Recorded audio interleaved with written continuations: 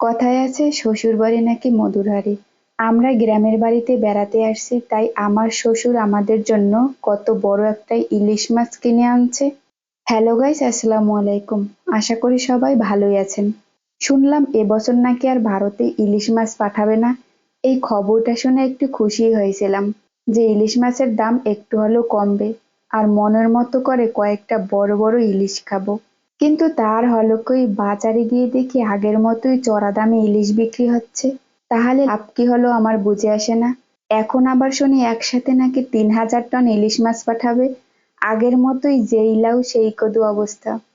তাই এবছর আর তেমন ইলিশ মাছ খাওয়া হবে না। এদিকে আমার শাশুড়ি মা ইলিশ মাছের আঁশটা ভালো করে ছাড়িয়ে কেটে নিচ্ছে। ইলিশ মাছটায় দেখি আবার ডিমও হয়েছে। ডিমওয়ালা ইলিশ মাছ আমার খুবই পছন্দ। আর ইলিশ মাছের ডিম পছন্দ করে না এমন লোক খুঁজেই পাওয়া যাবে না।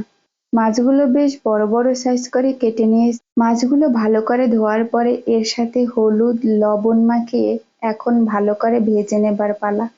ইলিশ মাছ নাকি বেশি ধুইতে হয় না। মা চাচিরা বলতো যে ইলিশ মাছ যত বেশি ধোয়া হবে এর স্বাদ তত কমে যাবে। এদিকে আমার মেয়ে আবার ঘুম থেকে উঠে কান্না শুরু করে দিয়েছে। কিছুতেই যেন তার ভালো লাগছে না।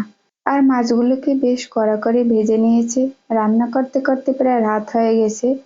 ইলিশ মাছ রান্না বেশ সহজ, তেমন কোনো মশলার প্রয়োজন হয় না।